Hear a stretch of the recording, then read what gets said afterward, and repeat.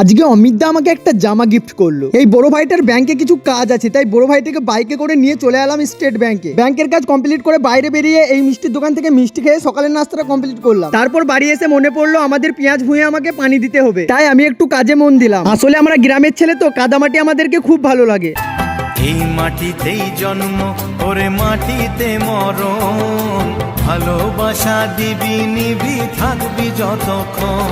তারপর সাম্মাসালে করে পেঁয়াজ ভুঁইকে পানি খাইয়ে নিজেও একটু খেয়ে নিলাম। সন্ধ্যায় চলে এলাম এই কাপড়ের দোকানে, কারণ অমিতদা আমাকে একটা জামা গিফট করবে। অনেক পছন্দ করার পর আমার এই ব্ল্যাক জামাটা পছন্দ হয়েছিল। পরে দেখি আমাকে ঠিক কেমন লাগে, তোমাদের কেমন লাগছে কমেন্টে জানিও। তারপর কিছু খাওয়ার জন্য চলে এলাম সবুজ সাথী। ভেতরে প্রবেশ করে খাবার অর্ডার দিয়ে চারজন মিলে টেবিলে বসে গল্প করতে লাগলাম। কিছুক্ষণ ওয়েট করার পর আমাদেরকে দিয়ে যায় পনির পকোড়া এবং এগ রোল। পনির পকোড়াটা কিন্তু দারুণ খেতে লাগছিল, কিন্তু এগ রোলটা আমার খুব একটা খেতে ভালো লাগলো না। খাওয়া কমপ্লিট করেই দেখি অমিতদা আমাকে চকলেট দিল, তাই চকলেট নিয়ে বাইরে বেরিয়ে মিনি ব্লগটা শেষ করলাম। দেখা হচ্ছে নেক্সট ভিডিওতে, বাই বাই।